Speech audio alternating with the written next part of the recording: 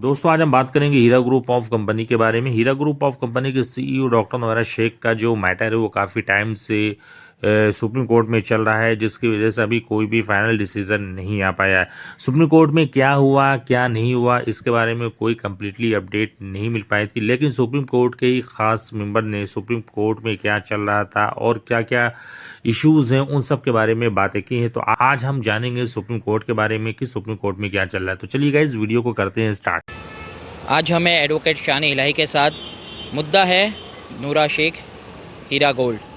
आपने सुने होंगे हीरा गोल्ड जो एक फर्म चल रहा था जिसमें लोगों को पैसा डालना होता था, उनको उसके वश में प्रॉफिट मिलता था।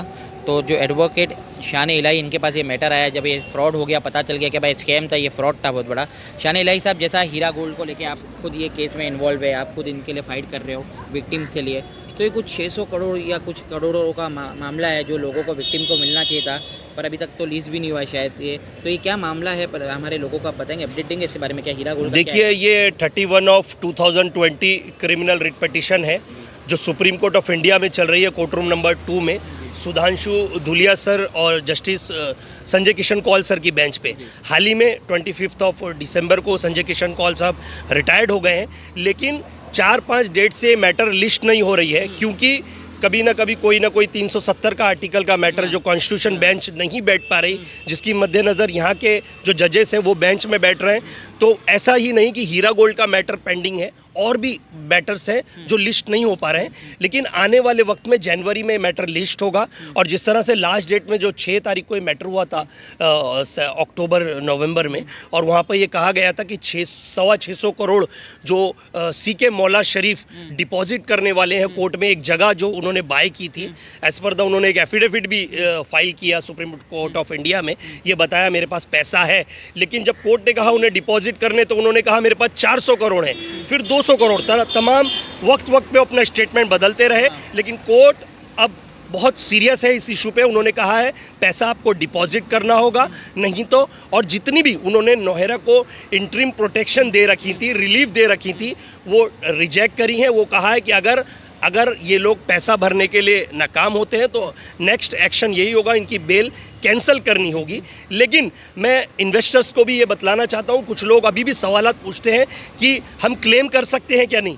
आप जब तक ऑर्डर नहीं आता, जब तक आप क्लेम कर सकते हैं एसएफआईओ में, लेकिन वो क्लेम करने का तरीका है, क्योंकि डेट जो सुप्रीम कोर्ट की डेट थी, एक गाइडलाइन थी, 2021 में एक ऑर्डर आया था नवंबर 30 के बाद आप क्लेम नहीं फाइल कर सकते हैं, ऐसा सुप्रीम कोर्ट ने कहा था। लेकिन उसका भी पर्याय है, उसके लिए कंडोनेशन डिले हमें फाइल करना होगा। कंडोनेशन डिले को अप्रूवल लेके, हमें ऑर्डर लेके, और वो ऑर्डर ऑटोमेटिकली एसएफआईओ के पास सबमिट हो जाएगा। मतलब आपका पैसा सुरक्षित है, आपको घबराने और डरने की ज़रूरत नहीं है। सुप्रीम कोर्ट में हम ये केस बड़ी मशक्क़त के साथ हमारी सीनियर एसोसिएट एडवोकेट्स के साथ लड़ रहे हैं, और हम पूरे पैसा दिला के ही दम खम लेंगे इस केस में। मतलब चांसेस है जो बेचारे इन्वेस्टर, जो भोले भाले लोग फंस गए थे ये फ्रॉड में आके, तो ये कंफर्म है क्या, जिसको अभी जो भूल गए या जिनको इतनी नॉलेज नहीं थी, अगर आज भी वो चाहे तो आपके कांटेक्ट करके खुद के लिए लड़ सकते हैं, आपके पास आके डिटेल डॉक्यूमेंट जो भी रिक्वायरमेंट है वो देखिए, वो फाइट कर सकते हैं अपने पैसे के लिए। देखिए, मैं अभी भी यही कह रहा हूँ, क्लेम फाइल कर सकते हैं, अभी भी आपके पास मौका है।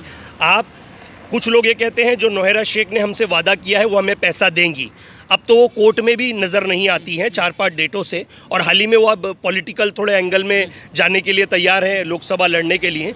तो मैं ये कहना चाहता हूँ कि कोर्ट को इसमें सीरियसनेस देखते हुए ऐसे लोगों के खिलाफ जो बेल पे बाहर हैं, जिन्होंने टर्म्स एंड कंडीशन पे जो उन्हें बेल दी गई थी उसे पूरा नहीं किया, पैसा डिपॉजिट नहीं किया कोर्ट में, और वो तरह तरह की इलेक्शन लड़ने की बातें कर रही हैं, ऐसे लोगों की बेल एप्लीकेशन कैंसिल होनी चाहिए, रिजेक्ट होनी चाहिए।